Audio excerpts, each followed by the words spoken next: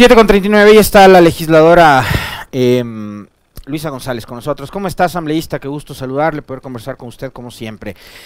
A ver, de entrada quiero plantearle la inquietud sobre esta iniciativa del gobierno nacional que ha dicho ayer o antes de ayer el ministro de Gobierno, Francisco Jiménez, que se requiere medidas urgentes, inmediatas, por toda esta ola de inseguridad que estamos viviendo, y para solucionar de forma inmediata la inseguridad en el país, plantean hacer una consulta popular. ¿Cuál es su criterio particular? No sé si ya lo han discutido también en la bancada sobre esta iniciativa de ir a una consulta para resolver temas de inseguridad. Bienvenida, buen día. Buenos días, Alexis. Buenos días a todos los que nos están escuchando.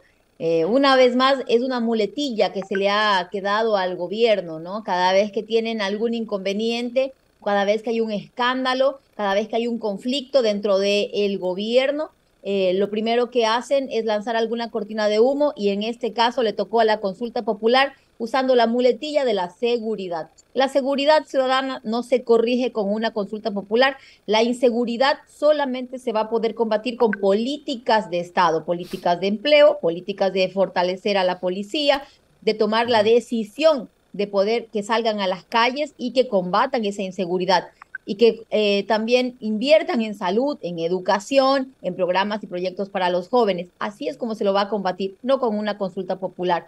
Pero ¿qué es lo que está atrás? ¿Qué es lo que quieren tapar? El escándalo que tenemos en este momento por los consejeros ad honorem, algo con lo que se vanagloriaron cuando empezaron las funciones el 24 de mayo de 2021. El presidente de la República firma decretos ejecutivos. No firma cualquier persona, lo firma el presidente de la República, decretos ejecutivos en los cuales nombra asesores, ¿no? Nombra a estos asesores, consejeros ad honorem. ¿Qué querían decir ahí? Sacrificados por la patria, no cobraban un solo centavo, iban a trabajar asesorando al presidente, aconsejando al presidente. ¿Y qué vemos atrás de esto? Que aquí hay una red completa de corrupción que se está investigando en la fiscalía. ¿Vinculada con quién?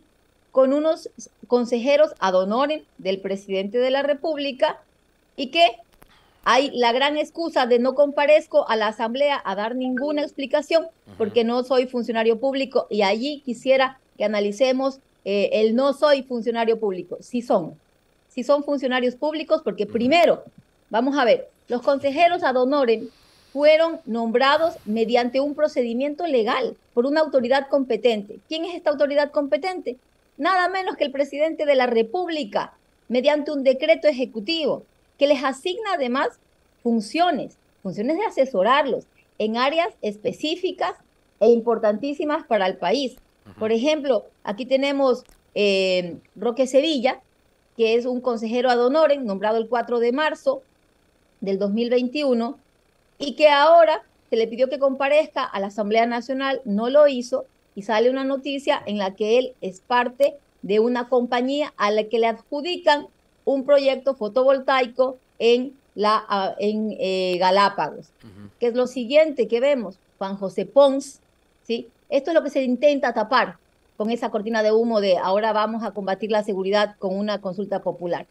Juan José Pons estuvo dentro de las investigaciones, fue allanada su casa, y se empiezan a descubrir ahí unos audios con gente vinculada a Creo, al partido de gobierno, y a los ad honorem, a los consejeros ad honorem, que no cobraban absolutamente nada, según se dice, ¿no? Y en el caso de Pons, no solo involucrado él, sino también su hijo. Yo ahí le quiero plantear una pregunta, Luisa, que además, digamos, retrotrayéndome a lo que sucedía en época de campaña en el 2021 y los discursos, o lo que fue parte de los discursos de Creo, del gobierno, bueno, de quienes son hoy gobierno y en esa época eran candidatos, ¿no? Y sus simpatizantes. Porque de los mismos autores de la frase de que el pobre es pobre porque quiere, decían, esta gente tiene, y usted citaba algunos casos de personajes que son muy adinerados, muy acaudalados, que representan además a las fortunas más grandes del país, tienen tanta plata, no necesitan entrar al gobierno a robar. Eso nos decían en época de campaña, y hoy vemos lo que está sucediendo. Ahora vemos que no es que entren a robar, dicen aquí las investigaciones que están en fiscalía hablan de venta de cargos públicos, que no es la primera vez que se viene hablando de esto, ¿no? Desde el gobierno ya de Lenín Moreno se venía hablando de ventas de cargos públicos por 1 millón, por Así dos es. millones. Fiscalía no hizo absolutamente nada. Lo No denunció el investigó. entonces ministro de Agricultura, Rubén Flores, que Así es, 1.5 millones de dólares costaba el Ministerio de Agricultura. así es. ¿Y por qué te ponen precio a un ministerio? ¿Cómo van a devolver? ¿Cómo un funcionario puede devolver $1 millón a alguien que te está vendiendo un puesto? Porque hay una red entera de corrupción. Y ahora sí podemos hablar que está la corrupción institucionalizada. ¿Cómo haces para sacar un pasaporte? Tienes que pagar 300, $400 para obtener un pasaporte, para obtener tu cédula, que es un documento de identidad que te permite movilizarte, ejercer tus derechos ciudadanos incluso. Sin la cédula no puedes hacer nada, no puedes ir al banco a retirar dinero. No hay cómo acceder a la cédula, no hay cómo acceder al pasaporte y te están cobrando por eso. ¿Qué estamos diciendo? Que existe corrupción institucionalizada y que este gobierno no está haciendo absolutamente nada. Pero volviendo a la cortina de humo que tienen ahorita con los ad honorem, y vemos que ahora sí existe una corrupción. No se trata de que ellos tengan dinero y no quieran nada más. Vamos a hablar del tema de las medicinas. Vamos a hablar del ad honorem que fue ubicado para el tema de salud, que es Carlos Cueva González. El señor Carlos Cueva González fue puesto para que asesoren el tema de las vacunas. ¿Por qué? Porque es parte de una de las mayores empresas farmacéuticas en el país. ¿Y qué es lo que vemos? En el país no existe medicación, existe un desabastecimiento de medicinas, no mejoran el sistema de contratación, no catalogan las medicinas. ¿Cuál es la solución que encontraron? Externalizar las farmacias. Pero ¿qué existe más allá de externalizar las farmacias? Que cuando se pide la información a la ministra, dice que no tienen la metodología que se va a hacer, eso fue a marzo, no tienen la metodología, no tienen cuál va a ser la normativa, no tienen cuál va a ser el costo, el impacto presupuestario en esto, el costo-beneficio, no había para marzo, ojo, pero ya existe. Y ahora hay cerca de más de 1,000 empresas, más de 1,000 farmacias que han sido ganadoras dentro del proceso. Pero ¿a dónde pertenecen esas farmacias ganadoras? A la red DIFARE. ¿Qué es la red DIFARE? Son 1,069 farmacias y pertenecen a 7 razones sociales diferentes. ¿Y quiénes están ahí? Está Cruz Azul, Comdex, Superdescuento, Farmaexpress, Yami Medical, Pharmacy. Pero para llegar a eso también, Luisa, lo que hicieron fue, digamos, como reducir la capacidad de acción de lo público. O sea, lo público es muy malo, es corrupto, es ineficiente, no sirve, entonces hay que externalizar. Entonces lo primero que hicieron fue destruir un sistema público de salud. Mire, pregunté en varias presentaciones de la ministra de Salud, en varias de la señora María Sara Gijón, que dirige el CERCOP, ¿cuál es la normativa que a ustedes les impide abastecer las farmacias en los hospitales, abastecer las medicinas en los hospitales? Nunca me dijeron cuál era la normativa que les impide. Es clarísimo, nunca hubo ni existe una normativa que impida el abastecimiento de medicinas en los hospitales, porque con la misma normativa, en el gobierno de la Revolución Ciudadana, estuvo el abastecimiento por sobre el 93% de medicación. Pero con esa misma normativa, ellos son incapaces, comillas, de abastecer a las farmacias. Pero tienen un consejero que está vinculado a la red más grande de farmacias. ¿Y qué se hace? Privatizar las farmacias, externalizarlas, porque ese es el modelo que usan. Y ojo, ¿quién se beneficia de esta externalización de farmacias? DIFARE. ¿A quién pertenece DIFARE? El mayor accionista de DIFARE es el consejero de gobierno, el señor Cueva. Y es aquí donde vemos que fueron puestos en un cargo de consejeros, no para beneficiar al país, no para asesorar en qué es mejor para la patria. Lo que han hecho, al parecer, es ver cómo mejoran las ventas y los rendimientos de sus negocios y abrirse otros nichos de mercados posiblemente. Ojo, son funcionarios públicos. Dicen que no tienen por qué comparecer a la Asamblea Nacional porque no son funcionarios públicos. Sí lo son. La Constitución es clara cuando habla de los funcionarios públicos y dice exactamente, serán servidores públicos todas las personas que en cualquier forma o a cualquier título trabajen, presten servicio o ejerzan un cargo, función o dignidad dentro del sector público. No son sujetos de fiscalización, con ellos no se puede llegar, digamos, al extremo de censurarlos o destituirlos, pero son sujetos de control político. Y además, digo, si son tan demócratas deberían respetar la institucionalidad, pues y ustedes son la Asamblea Nacional, o sea, no son cualquier institución. Vamos a ver, solamente se puede hacer juicio político a quien tenga rango de ministro. Perfecto, un consejero no, digamos, no tiene rango de ministro. Así es. Pero son funcionarios públicos porque fueron nombrados por autoridad competente, presidente de la República, mediante un decreto ejecutivo y están ejerciendo, pues, una función que les otorga el presidente en el mismo decreto ejecutivo, que es asesorarles dentro de un área específica. En el caso del señor Cueva, el área específica es la salud. Y vemos que terminan siendo privatizadas las farmacias. Ellos tienen acceso a información. Porque ¿cómo asesoras entonces al presidente de la República si no tienes información? Tienen acceso a información privilegiada. Tienen acceso a las autoridades que toman las decisiones, es decir, al presidente de la República, a los ministros. Y tienen acceso a decir por dónde debería ir esa política. Esa política que hoy día hace que las farmacias sean privatizadas y que el mayor beneficiado sea la empresa que pertenece a un ex consejero de gobierno. Hay un personaje que es mencionado en los audios de estos que han circulado y que estaría involucrado en el caso Danubio y que es legislador. Me refiero al señor Guido Chiriboga, que además es esposo de la ministra de Telecomunicaciones, de la señora Mayno. ¿Por qué en el caso de Chiriboga no se ha abierto una investigación? Le pregunto esto a usted, Luisa, que además de ser legisladora, es parte del Comité de Ética de la Asamblea. Bueno, el Comité de Ética no opera de oficio, el Comité de Ética opera siempre y cuando exista una denuncia previa hecha por un asambleísta y con 14 firmas de respaldo, que es lo que corresponde. Y el caso Danubio es una clara muestra de cómo los ad honorem han ido haciendo y deshaciendo, y está en la fiscalía, que vi por allí alguna información sobre que no se está entregando toda la información que está dentro de este caso. El Comité de Ética solamente puede activarse en el caso de que exista una denuncia formal presentada. Pero nadie ha presentado entonces ninguna denuncia dentro de la Asamblea en contra de Chiriboga. Habría que poner una denuncia en contra del asambleísta Chiriboga, hacerla formalmente, porque si no, el Comité de Ética no puede actuar de oficio. Lo dijimos ya, cuando el presidente de la República dijo que habían algunos asambleístas que habían ido a pedir dinero, etcétera, para poder darle el voto.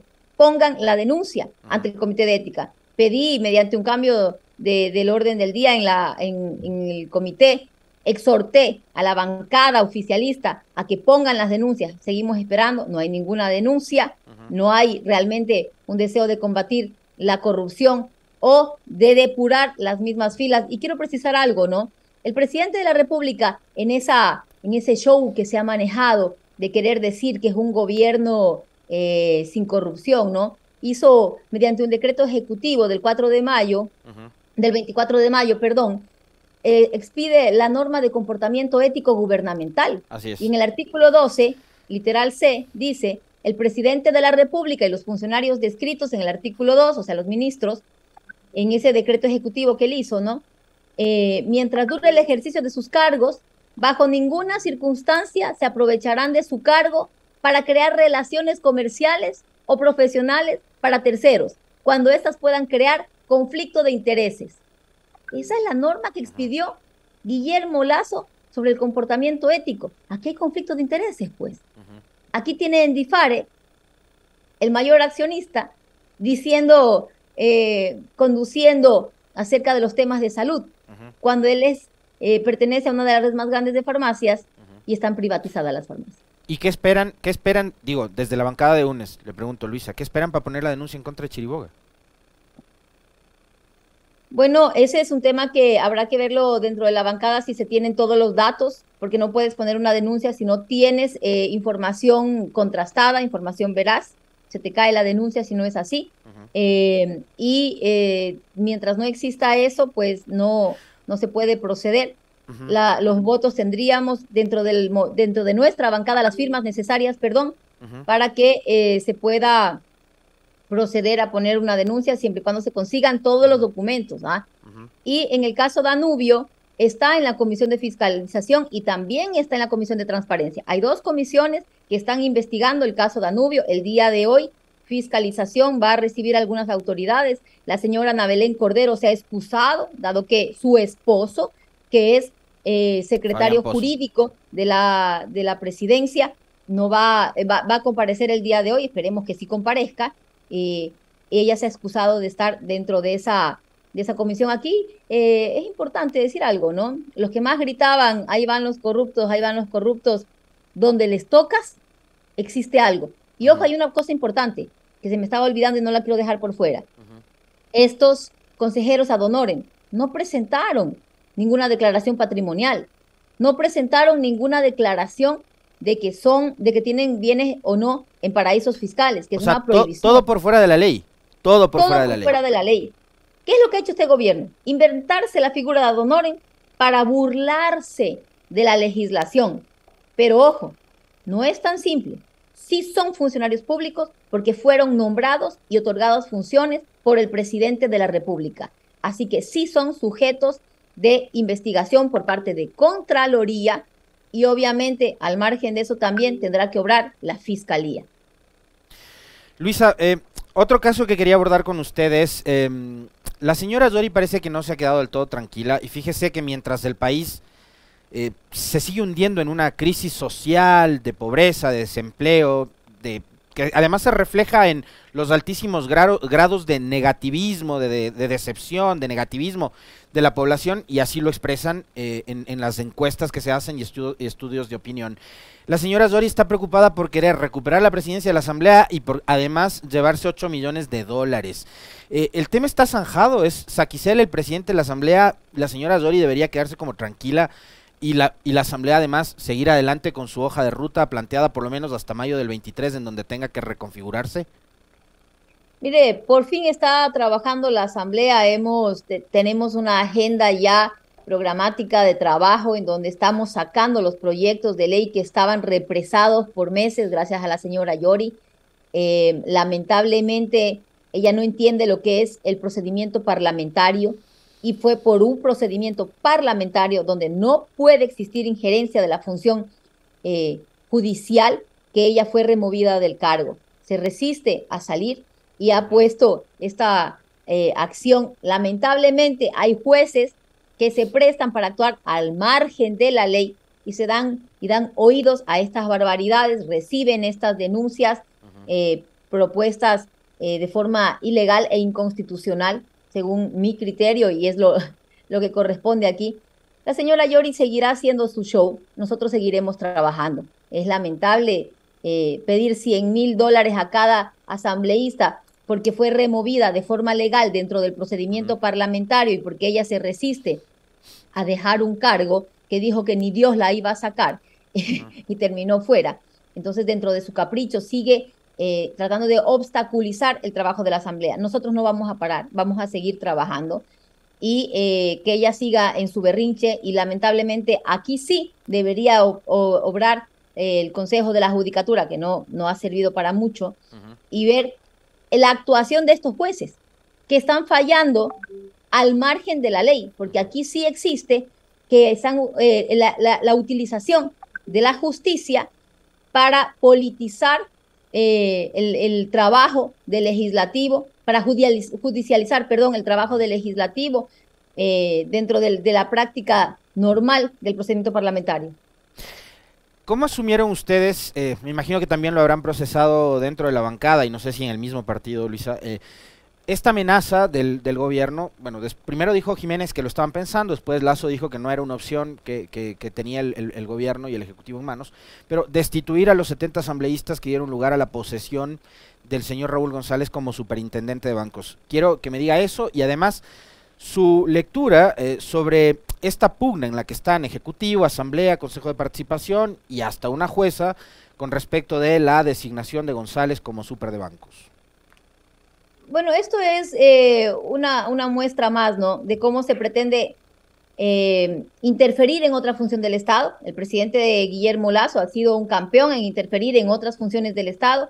O haces lo que a él le da la gana, o te lanza a la función de justicia y a los que se le alinean a su trabajo. Si no te alineas, aquí están las denuncias y judicializas el trabajo de los demás. Por ejemplo, el tema de la señora Yori. Para concluir el tema de la señora Yori. Al parecer, esa misma jugada de judicializar y amenazar a los asambleístas, de que si tú haces esto o me sacas a mí o no estás alineado a lo que dice el gobierno, va una denuncia. Y así, ¿qué es lo que pretenden hacer? Amenazar a los asambleístas porque se viene el juicio político al Consejo de la Judicatura. No descartemos eso. Es una carta que están jugando para que se sientan intimidados muchos asambleístas y no vayan a votar por destituir a un Consejo de la Judicatura pervertido totalmente y que no ha sabido trabajar en función del Estado. Y ahí están las pruebas. En el caso del superintendente de bancos, es vergonzoso. ¿Quién envía la terna? La terna la envía el presidente de la República, pues. ¿Quién puso ese nombre? El presidente Guillermo Lasso. ¿Quién se queja ahora? El presidente Guillermo Lasso. ¿Cuál ha sido la tónica de actuación cuando algo no le gusta al presidente Guillermo Lasso? Demanda a la Policía Nacional. El berrinche. Entonces, ahora ya no es conforme a la ley que tú posesionas a una autoridad de control. No, no, no. Ahora es conforme al capricho del presidente de la República usando la Policía Nacional. La Policía Nacional, lamentable que se preste para esto, fue quien posesionó a Pablo Celi, corrupto, preso hoy día por un caso que se lleva en Estados Unidos. Con la Policía Nacional posesionaron a Pablo Celi.